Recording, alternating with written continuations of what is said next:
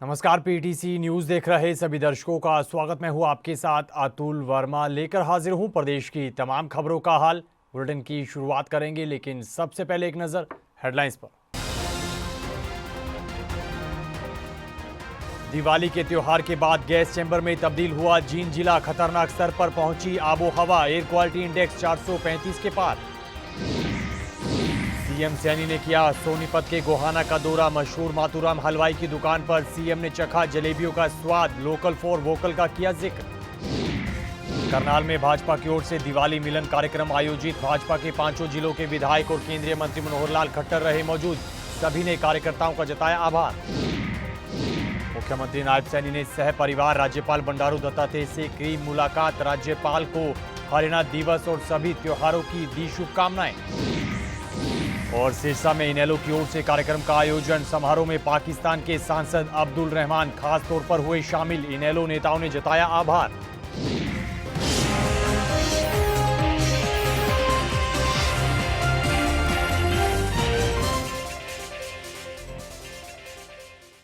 चलिए बुलेटिन की शुरुआत करेंगे बड़ी खबर के साथ।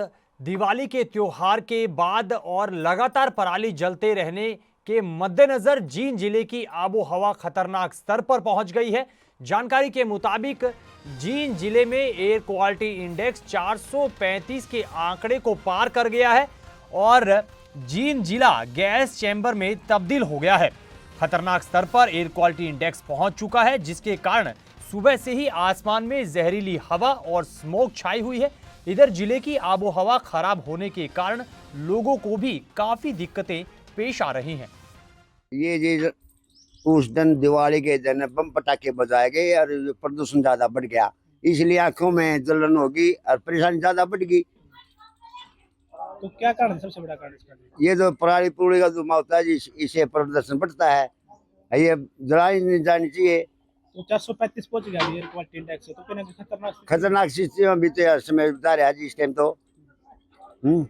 और ज्यादा जलन तो हो रही है, आंखों में परेशानी ज्यादा बढ़ती जा रही है। तो ये जो जिसके सांस के रोग होते हैं, जो पेशेंट है, उनको भी दिक्कत आ रही है। वो तो ज्यादा मरने की दिक्कत में आ गए, उनको ज्यादा बढ़ेगी, ये तो दिक्कत है। तो इस प्रशासन ने 8 बजे से 10 बजे तक पटाखे जाने का आदेश दिया था, तो लोगों ने इसका ना जी, इसके ऊपर कोई आरोप नहीं लगाया गया। ये तो रात तक बजे, 7 बजे रात तक चले। तो सुबह क्या देखा? सुबह जो उठे तो आंखों में दुल्हन दुल्हन गैस का प्रदूषण ज्यादा बढ़ रहा था जी। इसका रात को बहुत आतिशबाजी होने के कारण पटाखे चलाए गए बच्चों ने। बहुत रात तक पटाखे चले हैं, इससे वो धुआं होने के कारण ये जल धुआं हो गया है। इससे आंखों में प्रॉब्लम चल रही है बच्चों में। सुबह उठे तो बहुत धुआं ही धुआं था, आंखों में जलन हो रही थी, पानी आ रहा था आंखों में। और ज़्यादातर ये खेतों में पराली जलाई जा रही है, जिसके कारण भी वायु प्रदूषण हो रहा है। तो प्रशासन से सख्त रवैया भी तो अपनाया हुआ है इसके। प्रदूषण का सख्त रवैया तो इधर तो कोई प्रशासन ने कार्रवाई की नहीं कि भाई इतने बजे तक पटाखे जलाने हैं। 8 से 10 बजे तक बोला गया था लोगों को। नहीं, ऐसा कोई नहीं है। तो पूरा पटाखे बजे? हाँ, 11-12 बजे तक पटाखे चले हैं, वायु प्रदूषण हुआ खूब। तो गांव में जो मरीज होते हैं, जिनको भी असर पड़ा है? हाँ, जिसके सांस के मरीज हैं उनको तो ज्यादा है तकलीफ है, और उसके कारण ज्यादा सांस लेने में दिक्कत आ रही है। सोनीपत के गोहाना में एक कार्यक्रम का आयोजन किया गया, जिसमें प्रदेश के मुख्यमंत्री नायब सिंह सैनी ने बतौर मुख्य अतिथि शिरकत की और प्रदेश के लोगों को और कार्यकर्ताओं को तमाम त्योहारों की शुभकामनाएं दी। इस दौरान प्रधानमंत्री नरेंद्र मोदी के नेतृत्व का मुख्यमंत्री नायब सिंह सैनी ने जिक्र किया और कहा कि प्रदेश की भाजपा सरकार बिना किसी भेदभाव के हरियाणा को विकास की राह पर आगे ले जाने का काम कर रही है और सरकार अब अपने संकल्प पत्र के मुताबिक अपने काम को आगे बढ़ा रही है। सबसे पहले मैं हरियाणा दिवस की हरियाणा प्रदेश वासियों को बहुत बहुत बधाई और शुभकामनाएं देता हूं। आज दीपावली का महापर्व है, दीपावली की बहुत बहुत बधाई देता हूं। आज भगवान विश्वकर्मा जी का दिवस है, मैं उसकी भी बहुत बहुत बधाई देता हूं, शुभकामनाएं देता हूं। और आज आने वाले समय के अंदर भैया दूज का भी पर्व है और गोपाष्टमी का भी पर्व है।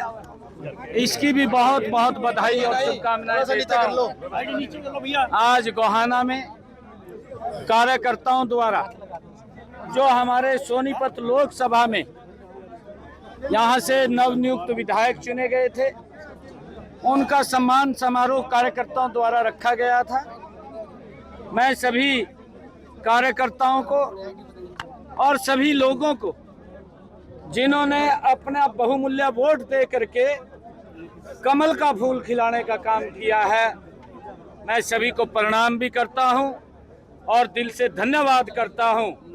हमारी सरकार, ये कमिटमेंट है सरकार का, आदरणीय नरेंद्र मोदी जी के नेतृत्व में जो तीसरी बार हरियाणा की सरकार बनी है, तीव्र गति से हरियाणा प्रदेश का विकास करने का काम ये डबल इंजन की सरकार मिलकर के करेगी। तो हरियाणा के मुख्यमंत्री नायब सिंह सैनी ने सोनीपत के गोहाना का दौरा किया। इस दौरान मुख्यमंत्री नायब सिंह सैनी ने गोहाना की मशहूर मातूराम हलवाई की दुकान पर जलेबियों का स्वाद चखा है। इस दौरान मंत्री अरविंद शर्मा और भाजपा के प्रदेश अध्यक्ष मोहनलाल बडोली भी मौजूद रहे। इस दौरान मुख्यमंत्री नायब सिंह सैनी ने लोकल फॉर वोकल का भी खास तौर पर जिक्र किया है। आगे बढ़ते हैं। करनाल में भाजपा की ओर से दिवाली मिलन कार्यक्रम का आयोजन किया गया, जिसमें 5 विधायक और केंद्रीय मंत्री मनोहर लाल खट्टर खास तौर पर मौजूद रहे, जिन्होंने पार्टी कार्यकर्ताओं का आभार व्यक्त किया। इस दौरान मंत्री मनोहर लाल खट्टर ने कहा कि प्रदेश में भाजपा को तीसरी बार मौका देने के लिए जनता का शुक्रिया है। भाजपा सरकार जनता के हित में लगातार काम करती आ रही है और आगे भी करती रहेगी। वहीं उन्होंने पराली से जुड़े मुद्दे को लेकर भी अपनी प्रतिक्रिया दी है।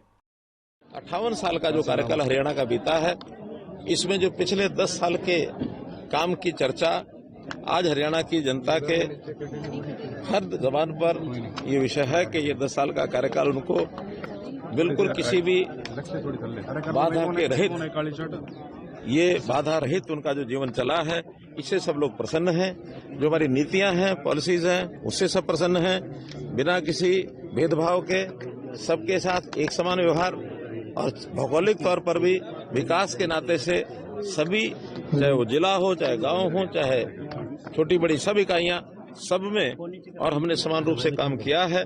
जो काम पहले होते रहे हैं, मैं आपको विश्वासपूर्वक कह सकता हूं कि अगला भी ये जो कार्यकाल चल रहा है, जो तीसरी बार भारतीय जनता पार्टी की यहाँ की जनता ने सरकार बनाने का काम किया है, इसमें भी न केवल उसी प्रकार बल्कि उससे बढ़िया प्रकार से काम होगा।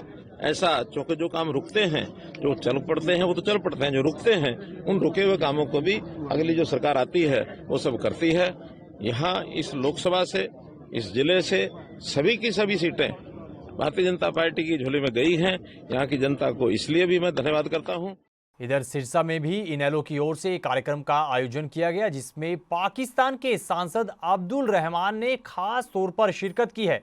इनेलो नेताओं ने जानकारी देते हुए कहा कि विधायक अर्जुन चौटाला और आदित्य चौटाला के लिए अभिनंदन समारोह का आयोजन किया गया, जिसमें पाकिस्तान के सांसद अब्दुल रहमान खास तौर पर शामिल हुए, जिनका दिल की गहराइयों से इनेलो खास तौर पर आभार व्यक्त करती है और उनके भारत आने, साथ ही कार्यक्रम में शामिल होने पर समारोह और खास बन गया है। आज मैंने जब इनको टेलीफोन के ऊपर चर्चा करी, मैंने कहा कि बहुत लंबा समय हो गया, आप और हम आपस में मिल नहीं पाए।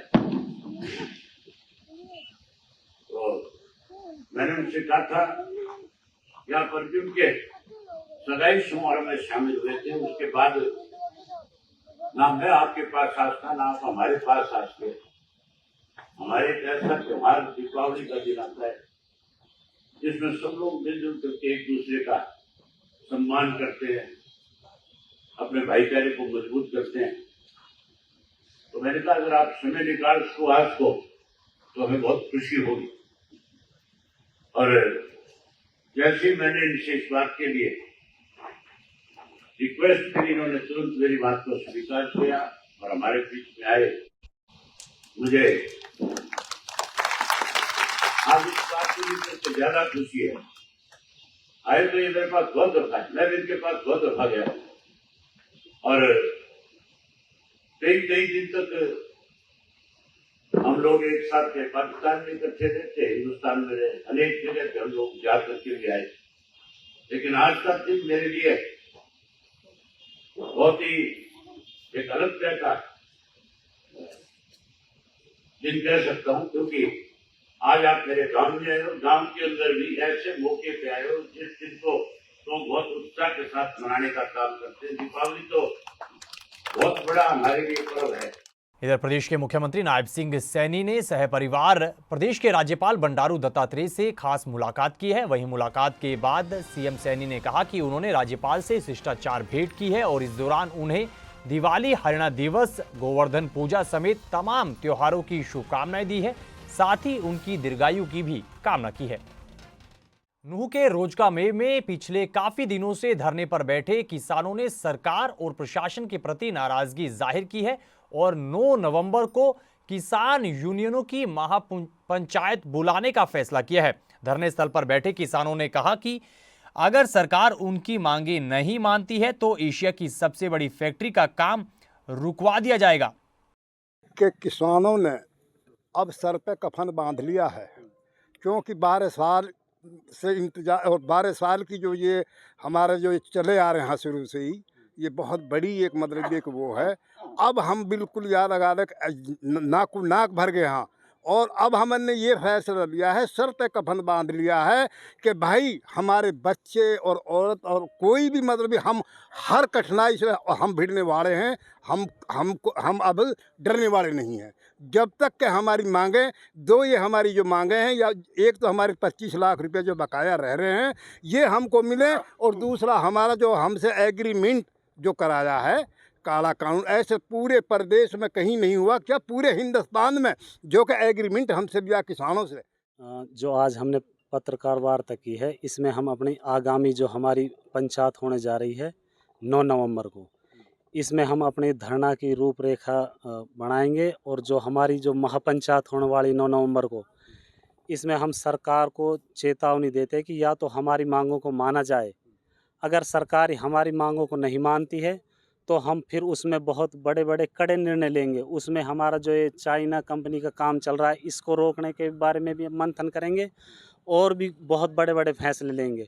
अगर सरकार हमारी बातों को मानती है, क्योंकि अब नई सरकार गठन हुई है, हमें सरकार से उम्मीद है कि नई सरकार हमें हमारा काम जो हम जिस पर्पस से बैठे हैं, जो हमारा बकाया पेंडिंग मुआवजा है और जो हमारा एग्रीमेंट हुआ है उसको रद्द करे और हमारे बकाया मुआवजे को दे। आगे बढ़ते हैं, खबर करनाल से है। करनाल में बीते दिन एक महिला सरपंच के पिता पर फायरिंग का मामला सामने आया है। जानकारी के मुताबिक बाइक पर सवार होकर आए बदमाशों ने घर में घुसकर फायरिंग की और मौके से फरार हो गए। वहीं ये पूरी घटना आसपास लगे सीसीटीवी कैमरों में कैद हुई है। घटना की सूचना पुलिस को दी गई।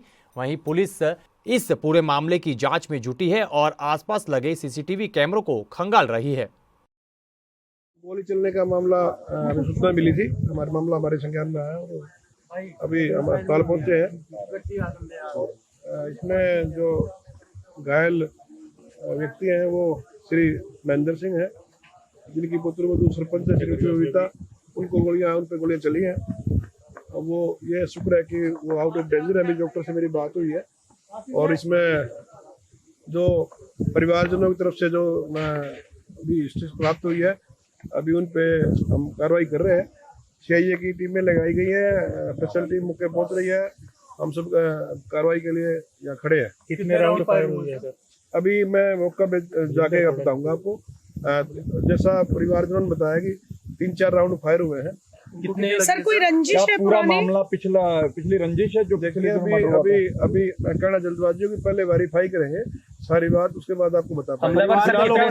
हमलावर कितने थे जो घर में मौजूद? अभी 4-5 बताए जा रहे हैं, जैसा कि उनके बेटे ने बताया है अजय ने। वो कह रहे हैं कि 4-5 आदमी थे जो गाँव के ही हो सकते हैं। खबरों में आगे बढ़ते हैं। सिरसा से भाजपा की पूर्व सांसद सुनीता दुग्गल की टीस नजर आई है। लोकसभा चुनाव में टिकट ना मिलने को लेकर उन्होंने अब प्रतिक्रिया दी है और पार्टी के शीर्ष नेताओं को नसीहत भी दी है। इस दौरान सुनीता दुग्गल ने कहा कि पार्टी ने अशोक तंवर को लोकसभा चुनाव में टिकट दिया था और ये फैसला बिल्कुल ही गलत था। इस दौरान उन्होंने कांग्रेस को भी आड़े हाथ लिया। 2024 के अंदर जो लोकसभा का जो टिकट वितरण, जो खासकर हम यहाँ की बात करें कि जिस इंसान के ऊपर पार्टी ने इतना विश्वास व्यक्त किया, उस विश्वास को जो है एकदम से भंग करते हुए सबसे पहले तो 2,80,000 से उनका हारना और उसके बाद विधानसभा के चुनाव के बीच में एकदम से वापस जो है वो कांग्रेस पार्टी के अंदर भाग जाना, तो ये लगता है कि संगठन के जो हमारे कार्यकर्ताओं हैं उनके अंदर भी इस बात को लेकर बहुत निराशा रही और जो मतदाता हैं उन्होंने भी अपने आप को बड़ा ठगा सा महसूस किया। नारनौल में किसानों की सरसों की फसल को कीड़े लगने की खबर है। जानकारी के मुताबिक किसानों की सरसों की फसल को कीड़ा लगता हुआ नजर आ रहा है और गुजिया वीवल धोलिया नाम का ये कीड़ा बताया जा रहा है, जिस कारण किसानों की फसल को प्रति एकड़ 7 से 8 हजार रुपए का नुकसान झेलना पड़ रहा है। किसानों ने समस्या के जल्द समाधान के लिए कृषि विभाग और सरकार से गुहार लगाई है। मौसम की मार हो रही से, कदे तो सर्दी मार दे तो कदे गर्मी, इनका गर्मी मार रही से 2 बार बोली, जब भी नहीं 1000 रुपये की थैली आवे बीज की, 13-14 से कोई खाद को कटवावे और भवाई लाग रही वो लगे 2 बार तो बोली रही भी कोई तसल्ली को ना नहर में पानी छोड़ दे, पानी दूगा दी जब फिर पड़ाव हुई किससे करे पड़ाव। तो कितना नुकसान होगा किसानों को कम से प्रति एकड़ कम से कम 7-8 हजार को नुकसान।